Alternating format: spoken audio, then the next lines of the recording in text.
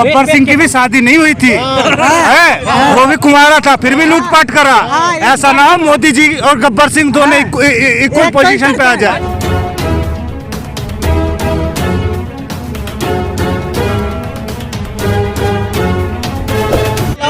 हाँ योगी न लाएंगे बाबड़ी का ना, गाली मत दो, गाली योगी जी को लाओगे फिर से? योगी जी को लाओगे? नहीं आएगी, योगी जी को लाओगे? नहीं लाएंगे,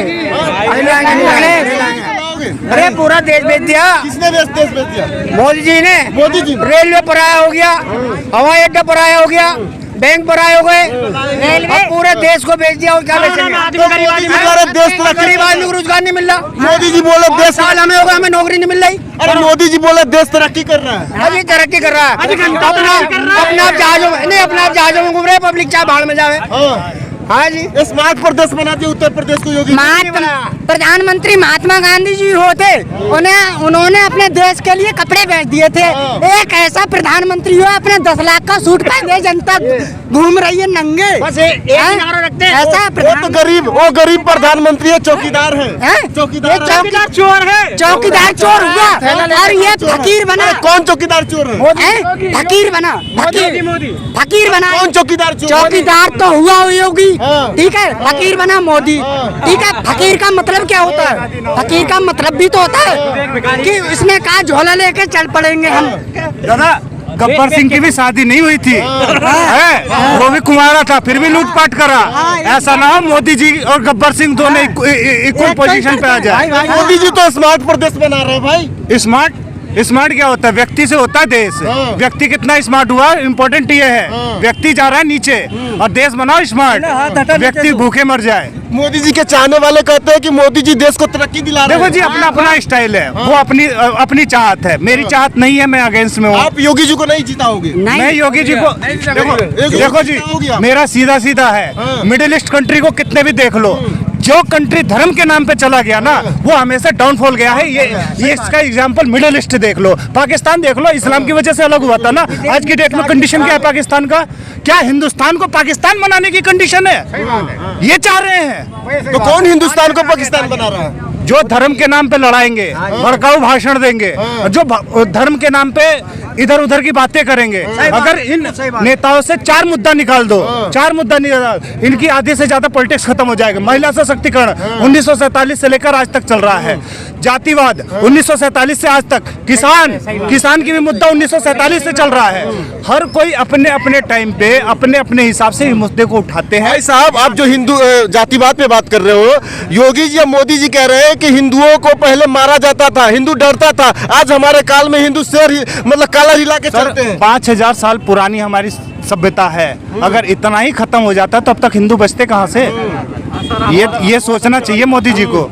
5000 साल पुरानी सभ्यता है ना, अगर इतना ही मारा जाता, इतना ही खत्म हो जाता तो बचते कहाँ से हिंदू?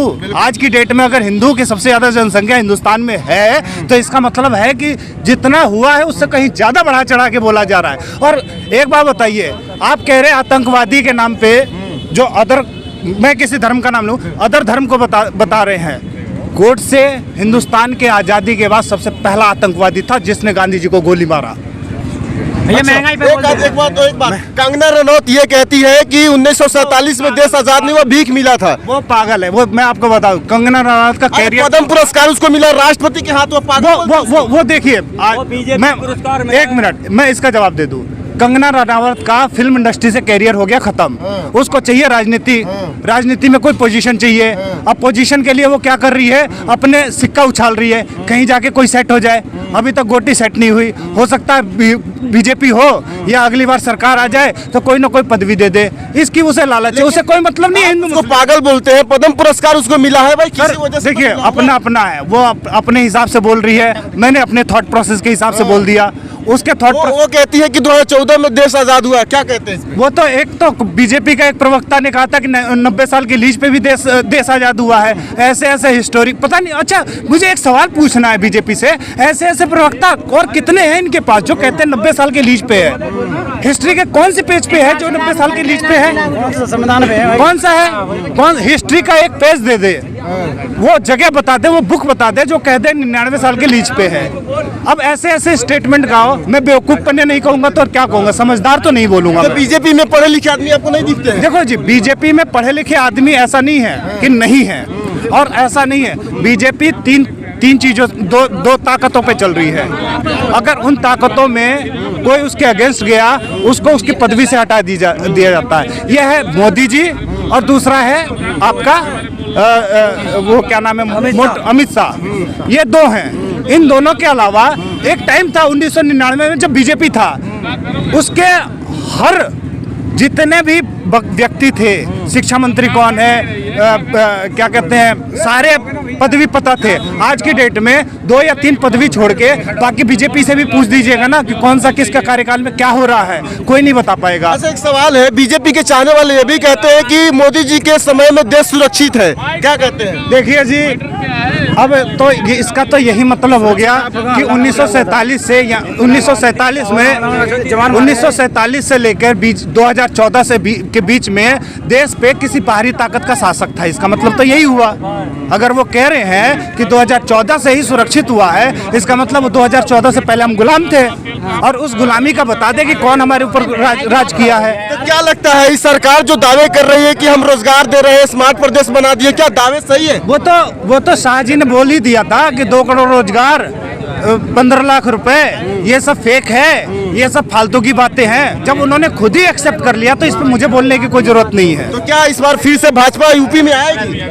देखिए जी, मैं आपको बता दूं, आपने पहले जो था, मैं आपको जो कोर्ट में बता दीजिए, आएगी या नहीं आएगी? मुझे नहीं लग रहा है कि बीजेपी अगर अपने दम पे आए, अपने दम पे नहीं आ पाएगी। क्या लगता है, बीजेपी आएगी अब की? नहीं आएगी। नहीं आएगी।